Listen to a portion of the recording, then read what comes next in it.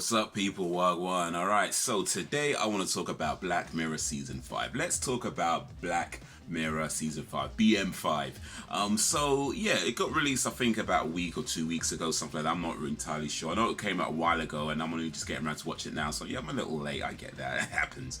I want to talk about this. I just watched all 3 episodes, and I got some things to say. So yeah, it's 3 episodes this season. I know they normally do like, I think like 10 episodes a season, something like that. So it's less episodes this season. But you know what? I'm okay with it. I feel like we got 3 good episodes, so I don't mind 3 good episodes. If they felt like they could do 3 good episodes, and any more would have been a stretch on their creativity or whatever it was. Plus, don't forget, we also got Bandersnatch earlier on in the year. So, we got 3 good episodes plus Bandersnatch, really. So I feel like we done pretty well. We done pretty well.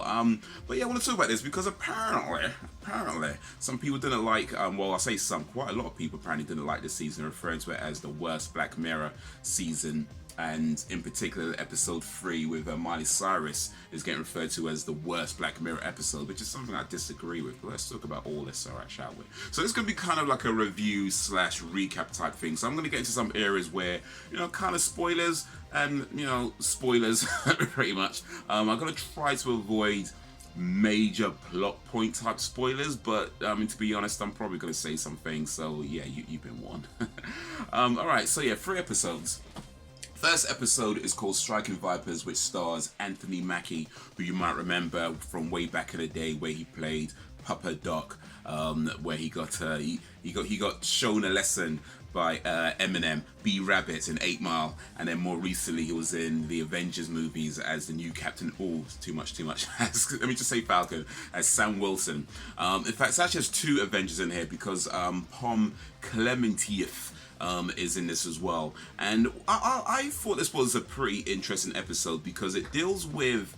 Alright, let me tell you basically what happens. Actually, let me not use the word basically. Let me just tell you what happens. Basically is a bad word. I'll explain some other time if you want me to. But yeah, don't use the word basically, or don't, and obviously. 2 words you shouldn't use, basically and obviously, because if it's basic or obvious, it wouldn't need to be explained. Anyway, that's besides the point.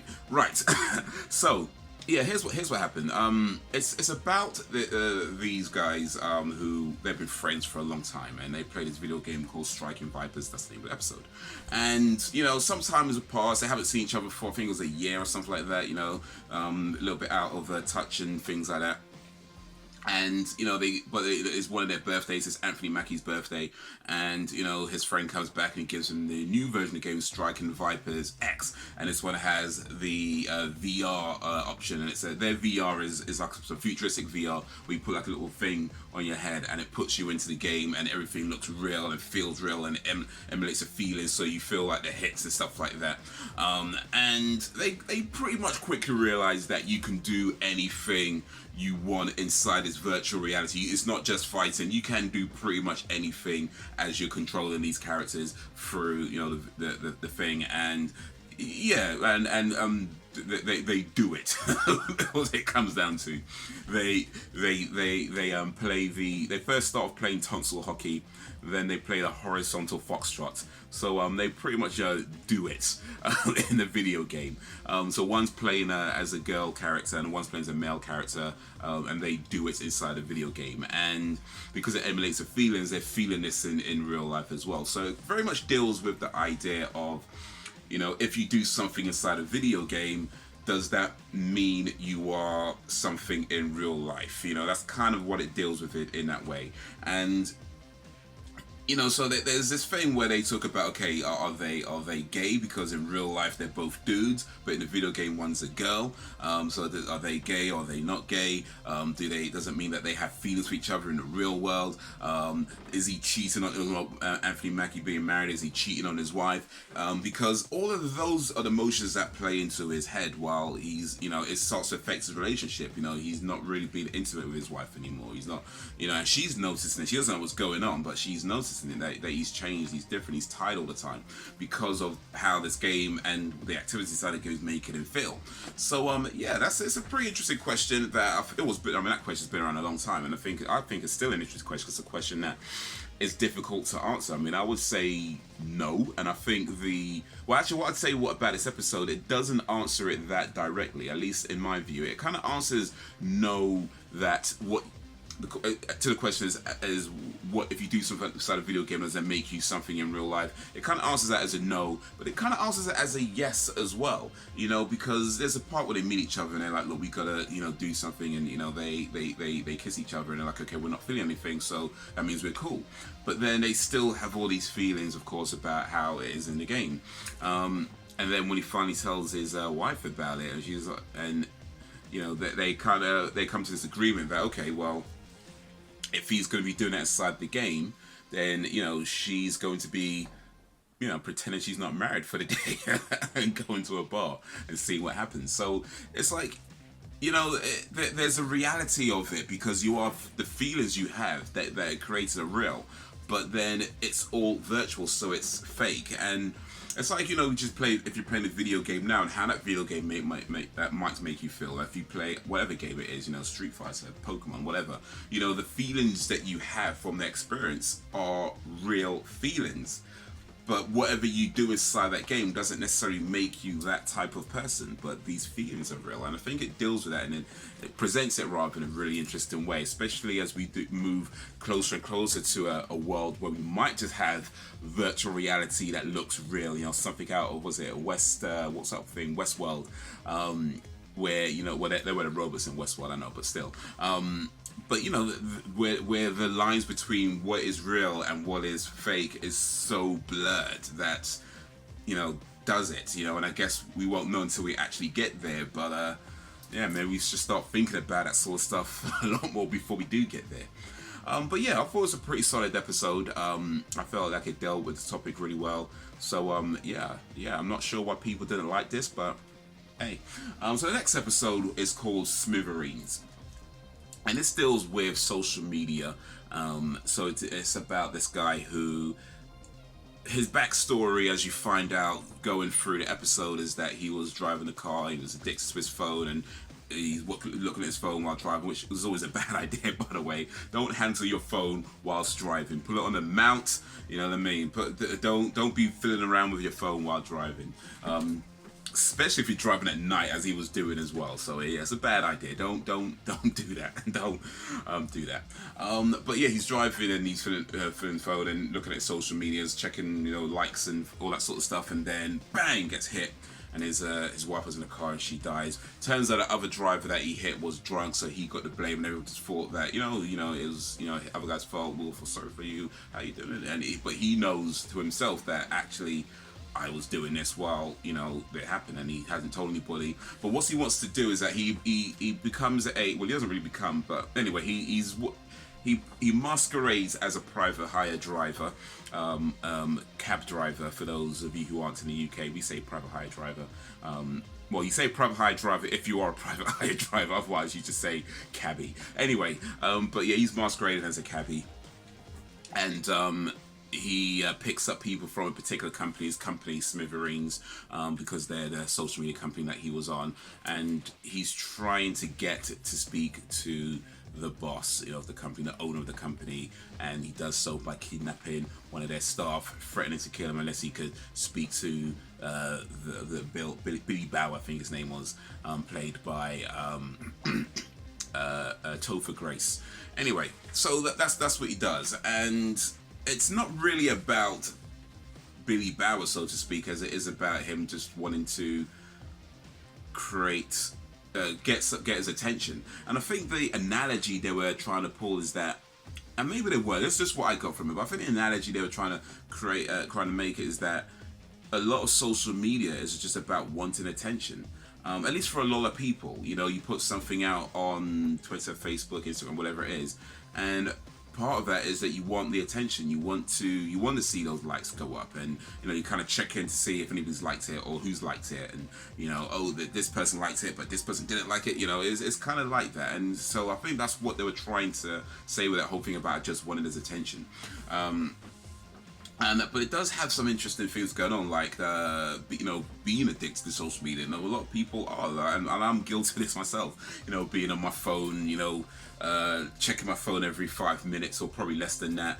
Checking likes and whatever and things, and checking who's commented on stuff. And I'm guilty of that myself. But it's part of the world we live in now, just being this addicted. But it does draw an interesting parallel, because one of the characters, kind of a side story going on in this episode, is where this lady that he met previously, her daughter committed suicide, and she's been spending all this time trying to figure out why her daughter committed suicide. She thought she knew everything about her daughter, but then this happened. And part of what she was trying to do is log into her social media profile, but she wasn't able to because the company wouldn't give her the information because security, blah blah blah. And so she's been trying to guess a password all this time, but you can only have 3 guesses, and then it locks her out for 24 hours. So she's writing all these passwords to tries them, just hasn't gotten through. So there's a parallel drawn between having too much information, right, and then not having enough information.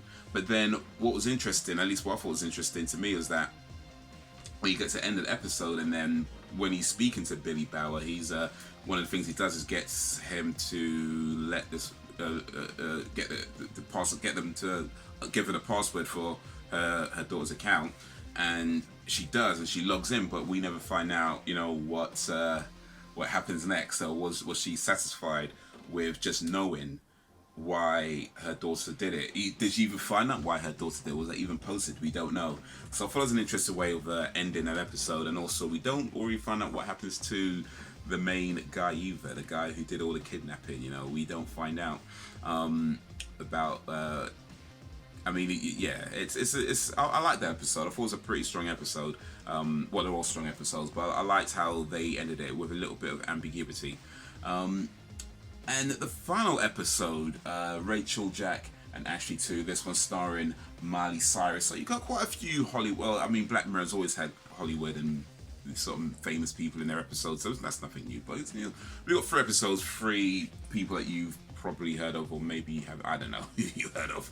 But anyway, Miley Cyrus is in this episode. She plays a pop star, and the main thing about this episode is that there's a doll that has her personality built into it. So if you're a fan of hers, you buy the doll and you can talk to the doll, and it's like talking to Ashley. Ashley being the pop star, by the way, who Miley Cyrus plays, Ashley O. So it's just like talk to Ashley. And so got this girl who's a big fan of Ashley O, so of course she gets the doll and she's talking to it. And what's happening while all this is going on is that Miley Cyrus's character Ashley O is presented as happy and positive, and go live your dreams and follow your passions and do all this positive stuff, and she's saying all these positive things. But in real life, she's very depressed, and one of the reasons for that is because she herself isn't following her dreams. She's feeling very restricted, very limited. She has a manager who's her auntie, who's very controlling. So although she's giving out this positive message to all her fans, she herself isn't really following that, and that's making her very depressed and angry. And eventually she kind of flips out. And well, I say flips, that's probably not the right way to describe it, but they're giving her these meds to control her. She's storing the meds. It's not really clear what she intended on doing it, because they allude to her wanting to try and overdose on the meds, but that's never really confirmed as her plan. That being said, she does overdose on the meds, and she's in a coma. So, and auntie, being a controlling person, is going into get all this stuff to go into her brain to extract her memories as her songs, because part of what she does as a character, that she thinks of her songs, effectively composes her songs in her brain, which I guess is what most people do, kinda. But I guess in her case, it's literally like written out in her head.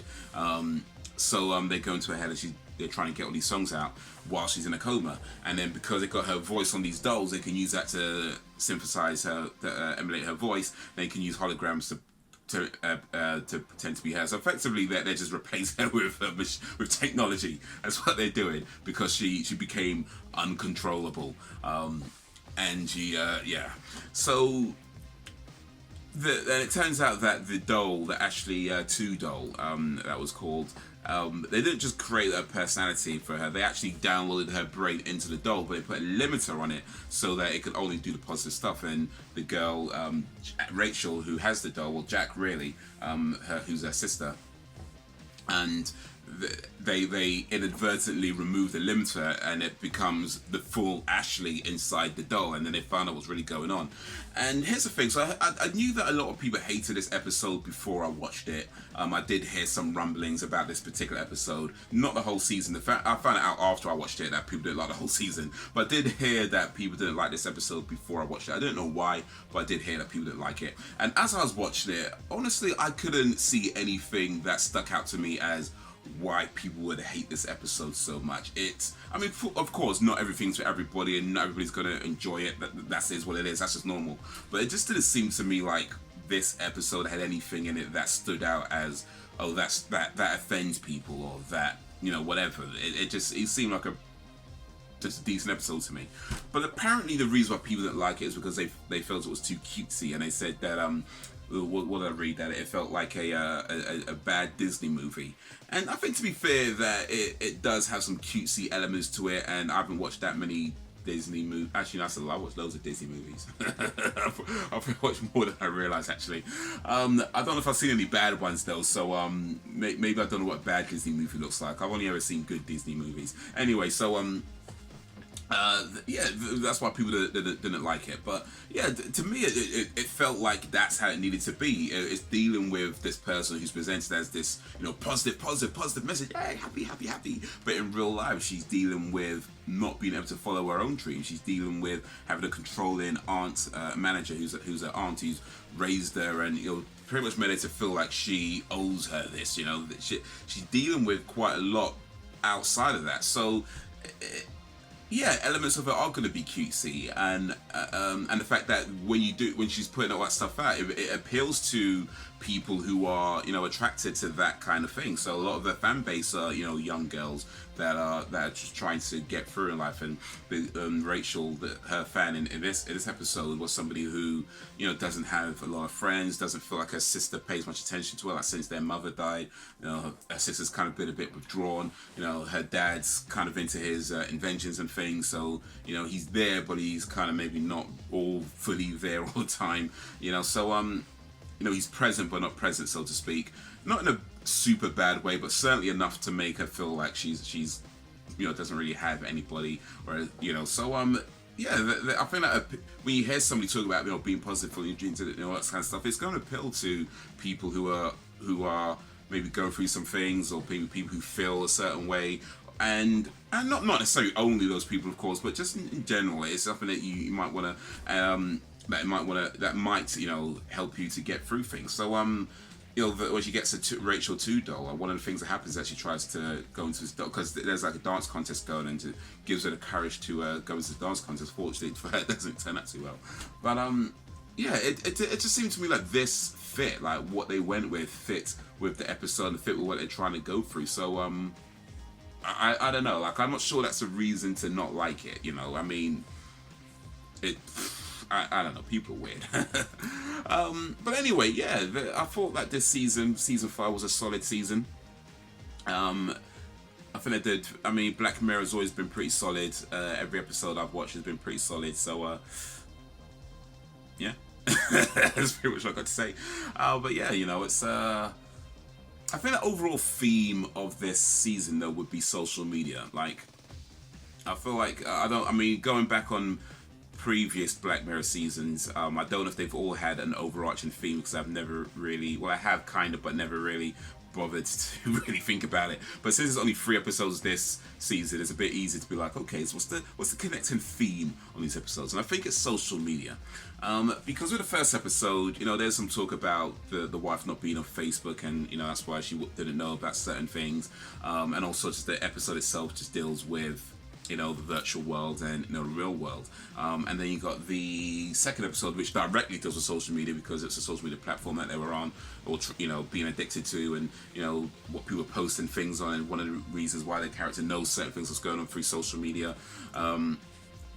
And then the final episode, Rachel, Jack, and Ashley too, that dealt with the perceptions of things, like how people are perceived and how they are in real life. And the aunt was talking about things to post on social, on Instagram and things like that. So how she's presented and how she is in real life aren't necessarily the same thing. And that's a big thing with social platforms, in particular Instagram, actually, where how you see people, what people show isn't necessarily what's going on in their life. You know, it's maybe part of it, sure, but it's not necessarily the full picture. So not everything you see on social platforms isn't always real. It's like the picture doesn't lie, you know, the photo doesn't lie. It just doesn't necessarily tell you the whole truth either. Remember, photo takes up about this much of space. There's still everything going on outside where the camera sees. So you know, yeah, I feel like that's the overarching theme for this season: social media, and to be mindful of social media. And I don't think we should ever. And you know, social media is a part of our life now, whether for better or worse. It is a part of our lives and the way we live and the way we communicate and the way we deal with things. You know, Facebook, Instagram, Twitter, YouTube, all of that. You know, TikTok. These are all parts of how we interact on a day-to-day basis. And I know a lot of people talk about how you know, communication is failing, communication, we're not communicating. I don't think that's true. I just think that we change in how we communicate. You know, if we go back far enough, people used to communicate by, you know, drawing on walls and, you know, things like that. People used to, you know, I'll say people used to communicate by talking. We still do talk. We just talk in different ways. But you know, we had the letter. You know, we used to write letters to people. You know, that still happens, but you know, maybe not as much. Then you know, we had you know, email come along, and then now we got these platforms come along. So telephones changed the way we communicate. You know, so I do feel like we always, humans would always communicate with each other. I think we are by nature communicative creatures. We do want to be around other people. Generally want to be around other people who are like us, you know, that we can connect with. And that's not always easy, you know, depending on where you are, who you are, you know, that sort of thing. And that's why some of us, or one of the reasons why some of us can feel, you know, alone and that nobody understands us. I think one of the things that the internet in general has done is it's brought people closer together, because you can have somebody in, you know, America and somebody in Australia that have, you know, nobody around them that gets how they think, that understands how they think, but through the internet they can connect with each other. So, you know, I don't think we're going to stop communicating. I just think it changes the way we communicate, and you know, things like emojis and, you know, that sort of stuff, that's just part of the development of, you know, human communication, the evolution of human communication. And you could, I know some people say, oh, it's dumbing down and this, that and the other. I don't think that's the case. You know, it's just different. I don't think it's dumb. I don't think it's smart. It's just different. You know, you can send a lot with an emoji. Actually, you can say quite a bit with an emoji. It's just different. Just because something isn't how we used to do it, it doesn't necessarily make it bad. It just means it's different, and you know, that's how we're evolving, for better or worse. It's just how we evolve and how we communicate. So I don't think it's about abandoning social media, but do think there is a case to be said for being on it too much. Certainly while you're driving, it's not a good idea, you know. So there's that balance to be struck between, you know, being a part of the world and then also, you know, being away from the world, because we, as much as we are, I feel like we are naturally want to be around each other, we do need our alone time as well, and we do need to a break from certain things. You know, we do need to take ourselves away from certain things, because like I say, there's the too much information, and then there's the not enough information, and I think it's trying to find that balance, you know, that we can live with. And I think that's, I don't know if that's what they're trying to do, but I think that's what they might have been trying to do with these episodes. The balance between too much information, not enough information. The struggle between too much information and not enough information, and then trying to find that balance of where we can be, and understanding that not everything you see in the social world is real, and what you feel about things. There's a lot going on in these episodes. Anyway, this video's long enough, dude. If you've watched Black Mirror, let me know what you think of it. If you haven't watched it, let me know what you think of this video. Let me know what you think of this video anyway. If you liked it, give it a like and share it amongst your friends. If you did not like it, then give it a dislike and share it amongst your enemies. You can check out more videos, follow me around the web, all links in the description. But that is all for now, so thank you for watching, and until whenever, if ever. Whoa, oh, I forgot the song. Whoa, yay, hey, whoa, happy, follow your dreams. We got